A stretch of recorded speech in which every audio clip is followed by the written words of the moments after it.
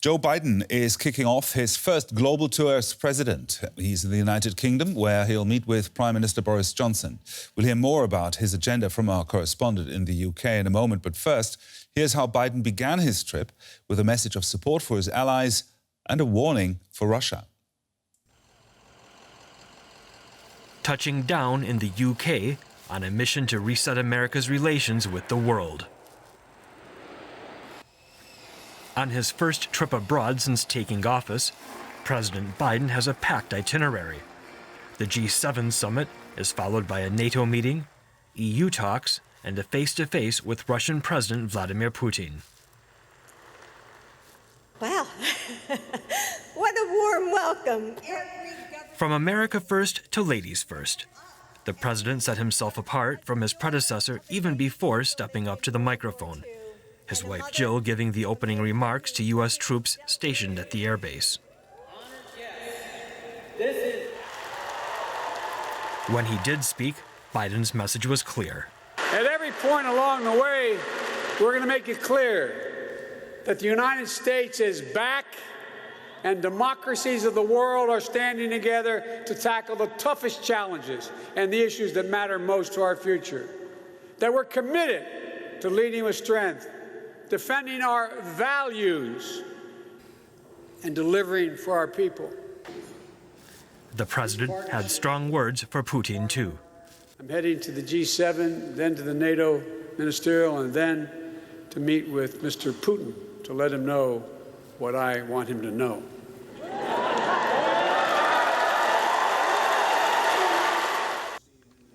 Trump had been unwilling to stand up to Russia and was accused of pandering to autocrats. Biden left little doubt that those days are over. The United States will respond in a robust and meaningful way when the Russian government engages in harmful activities. We've already demonstrated that. I'm going to communicate that there are consequences for violating the sovereignty of democracies in the United States and Europe and elsewhere. Having laid down a marker at the start of his whirlwind tour, Biden has left both allies and adversaries with little doubt of what to expect.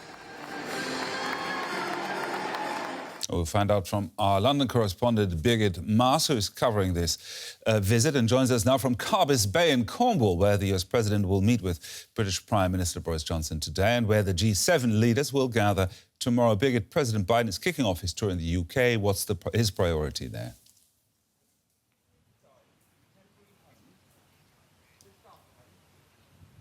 Well, President Biden wants to re-establish leadership of the US in areas such as climate change and also when it comes to tackling the vaccine.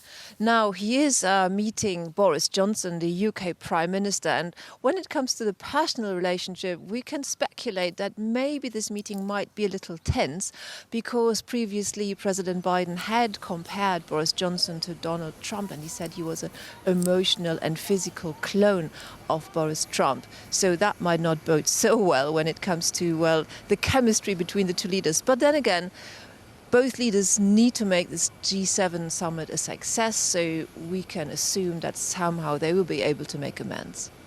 So with the UK no longer inside the European Union, do US-British relations, these special relationship, need a makeover?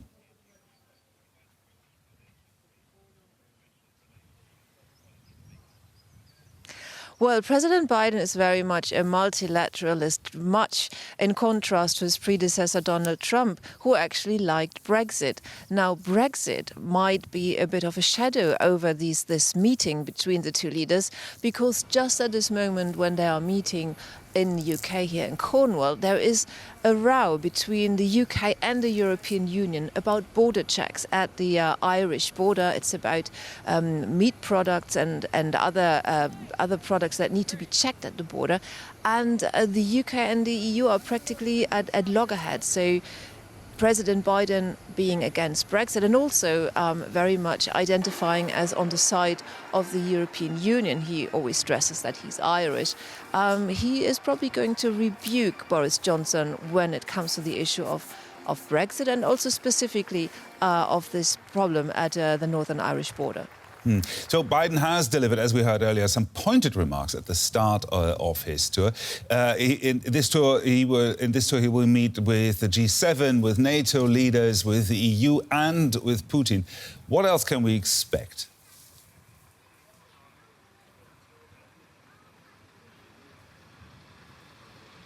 Well, we just expect that generally this will be a show of democracy and of coming together of like-minded democracies, of liberal countries, and making this an attractive option for countries across the world, really. So President Biden will try to find common ground when it comes to foreign policy issues. For example, Russia is going to be discussed by the leaders, but also China is going to be a very important topic, and there are more divergent views on China within the G7. So generally trying to get the countries on board and present a united front of Western liberal democracies.